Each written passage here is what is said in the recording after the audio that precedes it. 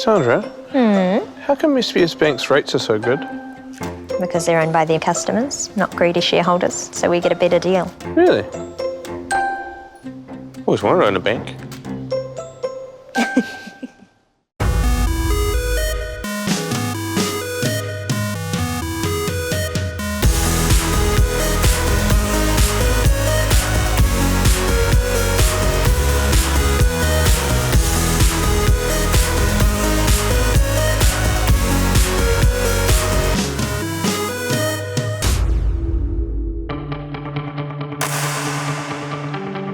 Welcome to Invercargill in New Zealand's deep south, home of cycling Southland and a region rich in scenery and character. This is the SBS Bank Tour of Southland, one of the country's longest running sporting events and one of the most prestigious titles in New Zealand cycling. The list of past winners is a literal who's who of New Zealand bike racing. 18 teams will challenge themselves and each other over 7 stages and 850 kilometres across the roads of Southland, facing everything the terrain and weather can throw at them.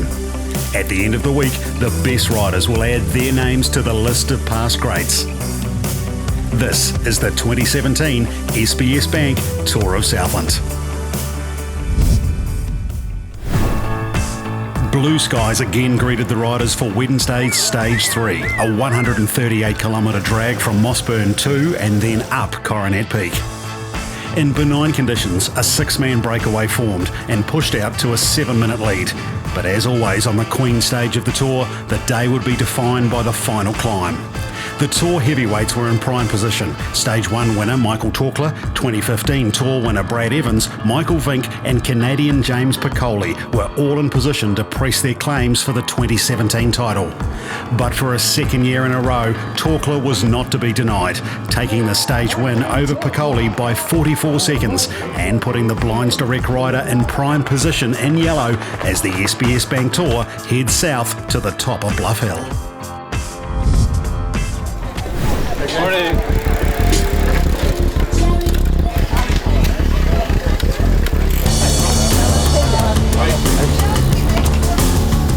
Yesterday was a good day for us. Mike had a really good ride. He limited his losses really well. I think last year he was even further back from Michael Torkler, so no, it was a good day yesterday. And last year Vinky won Bluff, so we're hoping for a repeat of that, obviously. I think we're in a really good position for the GC heading into Saturday's time trial, which Michael will have to be one of the hot favourites for. So it's looking good so far. It was a hard climb. I lost some time. Didn't go as well as I would have liked, but Michael Torkler is a standout climber, so he's pretty hard to stay with. For the rest of the week, we're just going to be aggressive. We're behind, and GC's probably a bit too far, but it's still we're only halfway. Today it's all about defending and making sure we hold on to the jersey for this day especially. I think it's the most crucial one, and we're confident that we still in the lead or within touch after today, then we can get it back or maintain for the rest of the tour. It's going really well, sort of coming 10th overall in GC at the moment, 4th under 23, so it's all pretty close at the moment. Just have a good one up Bluff today, and hopefully we'll go from there. This is actually my 3rd tour of Southland, and it's always a good stepping stone, this tour, for other tours, and a lot of people go on to further things from here. It was pretty disappointing to not be able to get on the start line with the guys last year, but it's one of those things. Can't help being sick sometimes or getting a virus. It was called leptospirosis, so pretty sure I got it in Europe. This was a really difficult year. I spent some time back in Europe and just really struggled the whole time.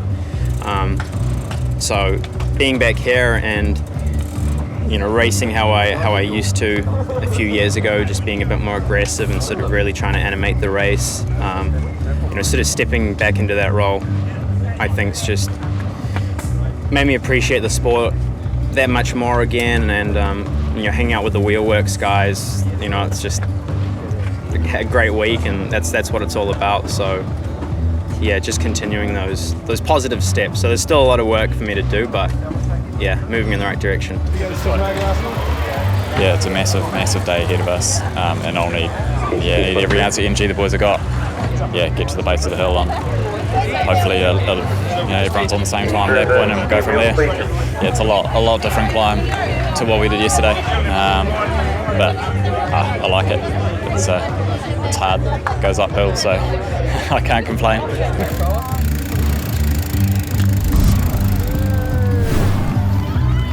Well, Doug, the second day of hill climbing for these riders here today. There would have been a lot of guys going back to the drawing board last night after a huge day up to Coronet Peak, reassessing what their main aims are and how they're going to deal to this man here in the yellow jersey Torkler. From this point on, Julian, you do have a very clear idea of what is in front of you. The damage sheet or the damage report, the GC sheet, never lies. So there's work to do for a lot of these riders if they're wanting to get back into contention after the Coronet Peak climb. But at the same time, the guys like the Torklers and the Vinks and also the bloke Piccoli from Canada, they'll be feeling pretty savvy about what they've just done. It's by no means done and dusted at this stage. This Tour of Southland is so unpredictable. Anything can happen, and you've got to be on guard all the time.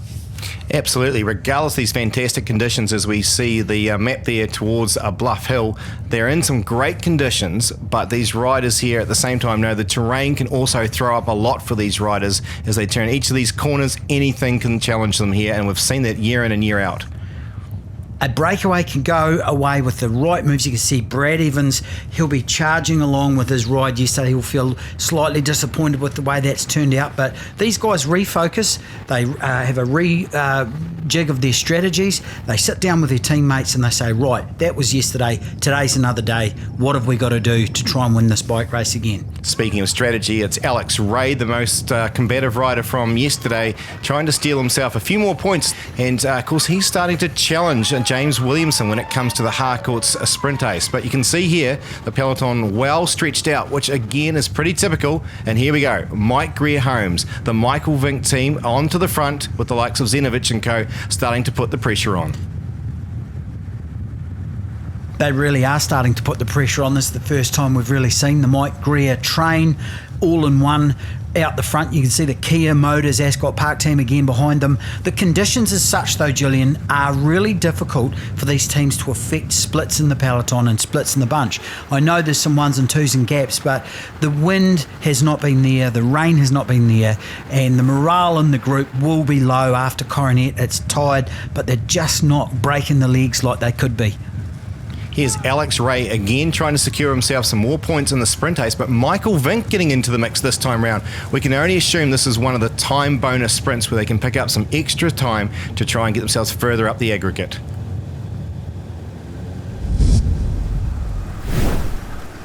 One of the dynamics this year, Julian, is the fact that no one rider or one team has completely dominated this race. So every day there's this unpredictability of who's going to go away, who's going to come back, and we're seeing a whole lot of different riders attacking and coming and going. It's making for a fascinating SBS Bank Tour, but still, what's going to happen? This is the big thing, isn't it?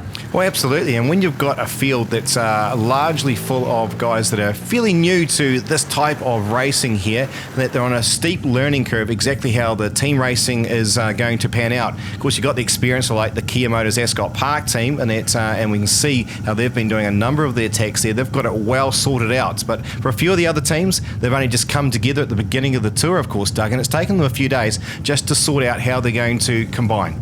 That's dead right. A lot of these teams haven't ridden a lot together. You can see a bit of a chat going on here between the PowerNet and the Kia Motors. A lot of these moves are just done off the cuff, of course, but you can see the Kia Motors guys, gosh, they just love driving this race. They love going off the front, and they're splitting this group up again, and there's no reaction coming whatsoever. And that was Matt Ross of PowerNet having a chat with Piccoli, the man, of course, who was well up in contention yesterday, second up the hill climb, and you can see the yellow jersey to the fore. He's noted the man second on general classification disappearing off the front. This is an interesting move, some third of the way into the stage here. The man from PowerNet, he'll be a bit confused by the fact he's got this guy who's so high up in the general classification. There's only another couple of riders have to get across to these two off the front, and things are going to hot up quite a bit if one of the Mike Greer-Holmes team's riders gets across, for example. This will break things apart a wee bit. Piccoli, who knows? He's an interesting character. He obviously is a climber. Bluff Hill's his thing. Personally, I don't know whether jumping away like this for him is probably the best strategy. We'll find out. Yes, as you said, particularly the fact they've only got 2 riders up there at the moment, to hold off an entire field of chasers. We know we're going to see the likes of the Power Nets up the front. We're going to see, obviously, the Blinds Direct with Talkless team trying to shut this down here. Or will they just leave them out to hang to dry and that they let them sit out there by a couple of minutes? It's amazing how often the peloton are able to do their maths correctly there and just let them sit out and suck up the energy. It's a cruel game, bike racing, Gillian, isn't it? Here we go. That's the Tour Leaders team, the Blinds Direct squad. You can see them now. They're all starting to get more organised. Things are becoming a bit more formalised, you'll see in this stage. We're sort of halfway through the tour. We're getting to the business end. Things are starting to sort themselves out. And here's Heath Blackgrove in the Team Kia Motors squad car, giving the rider James Piccoli some heads up. He's an experienced man. Of course, Heath, he's a former winner. Been there, done that. And you'll be savouring a bit of advice from Heath, taking it on board. There's a lot of racing left in this stage. Yes, there'll be a lot of discussion whether or not this is a good move to make when you've got the likes of Blinds Direct controlling things towards the front of it. Talkless talked often throughout the week about his Blinds Direct team wrapping around him and protecting him. And there we can see it. Kia Motors man has been given the nod from the team management. No, this is not worth doing. We don't want you to waste your energies out in front here. He's given the wave to the young man from PowerNet and has been sent back to the peloton. Interesting strategy, but I think one that could pay some dividends. This man is a climber. The lead here you can see off the motorbikes is at 1:45. The PowerNet rider now, Matt Ross from Australia, is on his own. The part that management plays for all of these teams is a crucial point. Not only do they look after the bike riders after the stages, off the bike in preparation going into the following days, but during the race itself, and with no radio contact, coming up beside them at times and actually giving them a clear picture of what's really happening is sometimes required. Matt Zinovich, the local Southland rider, riding for the Mike Greer team, has had a fantastic year. He's come into this with a lot of racing under his belt. He's matured a lot as a bike rider. He's got a lovely economic pedalling style. You can see him there. He's rolling a big gear there, but he is really, really starting to develop, this guy, and is one to watch for the future for sure. Yes, it's great to see the local man out in front, but of course the big question would have been, what if he had actually got away at the time when we saw likes of Piccoli, the Mike Greer Homes team up there with the Kia Motors team? They could have made a big difference having 3 or 4 of them off the front. Meanwhile, Blinds Direct are quite under control here. They know they've got one of their own guys up the road. Things are starting to settle a bit down now. That's right. This is the Russian roulette of bike racing, isn't it? We can see here once again it's the PowerNet rider Matt Ross out in front. This is the 2 chasers coming to him, Matt Zinovich and the rider from the Blinds Direct team that we've just been discussing. That's Josh Coyston from Tokoroa. So, hey, look, there's always a lot of what ifs. I think if Piccoli had stayed out in this group, it may have been a different dynamic. You'd have had all of the major groups represented, as you've said. But you roll with the dice you're given. They're out at nearly 2 minutes and there's still a lot of racing left yet. Absolutely. I think we might see where the main peloton thinks they can control things once again. They're hovering around that 2 minute odd mark, these guys out in front. Even the earlier break was doing the same all day long. They think as a peloton potentially that they can suck that back in towards the base of the hill as we saw of yesterday. But stranger things have happened. Yes, Michael Torkler here you can see in the yellow jersey on the way down to Bluff. We're coming towards sort of the Green Hills area. He's looking good. The front group, though, are still away. They've got 1:25 coming up towards the Ocean Beach, Green Hills area, and they can look off to the Bluff in the left. That's psychologically very tough if you're having a bad day at this stage. But at the same time, I think Matt Zinovich, he'll be wanting to make amends for yesterday's climb up Coronet Peak. It's quite deceiving, of course. It looks a lot closer than what it is. And these guys will be starting to think, maybe, just maybe, we can hold off the charge of the peloton. But you can see now, after those earlier shots, the pressure is starting to come on here. The men in the red are starting to hit onto the front. They've also got the likes of the Aardvarks Excavators team also in the mix at the front here as they try and prepare their climbers for the base of the hill. Zeno's gone on his own. The Mike Greer team is going for a bid for glory here. This is gutsy stuff from Matt Zenovich.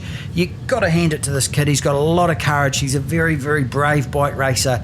He's really developing, like we've said. Matt Zeno's going for glory here. It's a long way from this point, though, I can tell you, Julian. Yes, the closing kilometres seem to go on and on when it comes to entering into the outskirts here of Bluff. And here we see Piccoli and co going through. And in the distance, you can see that chasing peloton as Zenovich comes down into the main street, the southernmost point here in New Zealand, into Bluff. And as they start to pick up the pace, and a bit of an attack going on by one of the Wheelworks boys who thinks he might get himself across that short gap and get himself onto the hill nice and early. Yes, one of the English riders, Matt Cryer from the Wheelworks Handcrafted Wheels team, trying to set himself up. We see this a lot in this stage into Bluff. It's very fast. There's a big roll in. Once you turn right into Lee Street, though, by crikey, that's all going to stop. So Zenovich enters onto the vertical part of the race here today. The climb up the notorious Bluff Hill. It's short and punchy, this particular climb here, and it's going to hurt a lot after yesterday's efforts. If there's one bloke who knows this climb like the back of his hand, it'll be Matthew Zenovich. He's a local rider. They train down here a lot, doing hill repeats and so on in their preparation for this kind of race. What Matt Zenovich won't have had in his training, though, is 3 or 4 days really hard racing to the bottom of this. So it's a whole new experience for them. And you can see everyone's starting to jockey in, trying to find that right place in the group to set themselves up for the more straight up parts once you get towards the RSA corner. Here's number 4, Ben Barry of the Creation Signs L&M Group Rico. There's actually hill points up twice on this particular hill, partway up as they go past one of the early breakaway riders there. Of course, that was Matt Ross of PowerNet. And the man from Creation Signs L&M Group Rico here now tries to pick himself up more points. He was in a lot of the hill climbs early on in the stage, so he's now trying to challenge here for the King of the Mountains.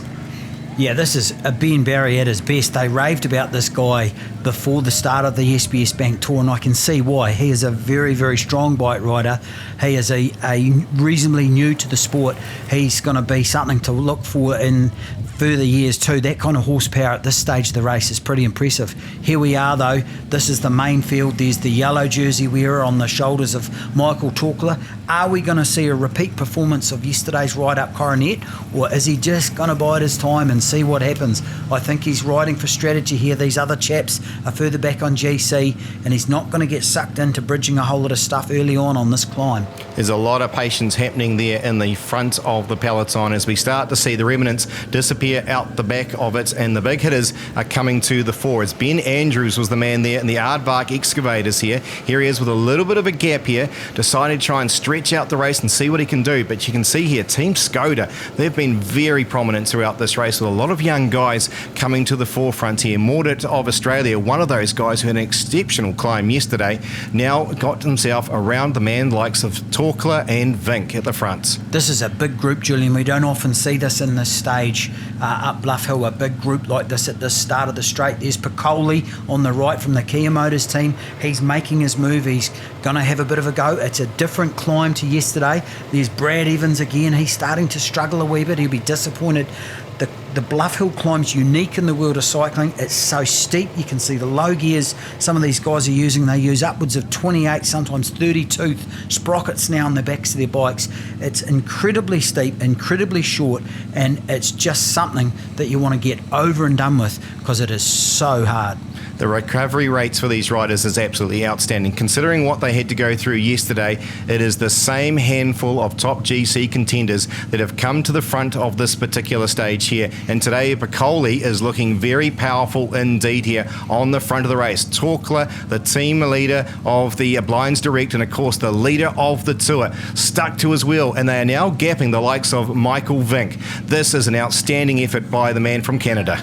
Interestingly, he's using a lot lower gear than he was in some of the previous climbs up Coronet, where we saw Michael Torkler using quite a light gear and spinning up. This chap has obviously had a bit of a ride up here, I'd suspect, Julian. They do a lot of reconnaissance before the SBS Bank Tour, and this guy is really looking good. He's in a good gear. He's out of the seat. He's over it all. He's coming up to the steepest part of the whole climb. This right-hander before you head up to the finish is brutal, and you can see Michael Torkler is starting to crack. He's having to weave. Yes, Piccoli of Canada has just continued out of the seat. He's dancing on the pedals here. Here's a quick look to see that the yellow is disappearing out the back. Remember, these are the top two men in the general classification. They are going head to head. It was the reverse case yesterday for the two of them here, but the man in red looks like he's on his way to a victory here, Doug. Impressive ride. That is one of the most impressive rides we've seen up that particular part of Bluff Hill in a lot of years, Julian. Straight as an arrow, straight as a die, no wheel slippage, and he's just gapped Michael Torkler, and Torkler is really having to go into damage control here because he's really starting to lose some ground. We saw Vink as well struggling up the hill as we look now to the man from Canada who's going to come sweeping around for the final part, the last few metres here to take out the BDO stage, the stage that every rider wants to add to their resume. It is absolutely notorious hill, but is well renowned when it comes to the Tour of Southland, the Bluff Hill climb. The BDO stage going here to the man from Canada, Piccoli, is going to come across and he is going to be extremely satisfied, and why wouldn't you be? That is a show of sheer power from the man from the Kia Motors Ascot Park team. He'll be wrapped with that, and of course he'll have pulled some precious seconds back on Michael Torkler, who has also had an amazing ride up Bluff. Here is the boy Mordit from the Skoda racing team coming up here for third after a great ride yesterday in the Coronet Peak stage, but there's your stage winner, and what an incredibly impressive ride here from Piccoli from the Kia Motors Ascot Park Team Hotel. And Michael Vink looking relieved here as he comes across the line fourth today into Bluff. With Piccoli's win, he gets slightly closer to the yellow jersey now, 32 seconds off Michael Torkler, with Vink losing some time and now dropping to 1 minute 13 in third place. James Williamson continues on his charge with the Harcourt Sprint Ace, but Alex Ray is now starting to breathe down his neck at 21 points. While Ben Barry now takes over the Jesco Hydraulics King of the Mountains from Callum Gordon and James Piccoli. The Henderson Construction under 23 jersey continues on the shoulders of Alex West, a mere 28 seconds over Christensen and Mobley out of Australia at 43. The wrestle for the Stonewood Homes silver jersey continues between Paul Odland and Andy Hagan, with only 28 seconds separating the top two. After a long day off the front, Matt Ross of PowerNet secures the Southland Times Most Combative. Kia Motors Ascot Park Hotel not only takes out the stage today, but continues to lead in the Wensley Cycles team classification over Aardvark Excavators Limited and PowerNet. It was full gas all day, and there's certainly a lot of moves to have to tag and cover. Use a lot of energy doing that, so pretty happy with the result at the end there. Same again tomorrow. Yeah, all hands on deck, and just got to pay a lot of attention to who's moving, who's being aggressive. Today we rode super well as a team. We were just all over the front of the peloton. You guys did super well to set me up coming into the climb, and I'm super happy to be able to deliver. But we're just looking to keep the pressure on Michael and his team, and hopefully make the race exciting heading into the last couple of days. Follow the action from this historic race all week with live race updates, full results and pictures at www.tourofsouthland.com.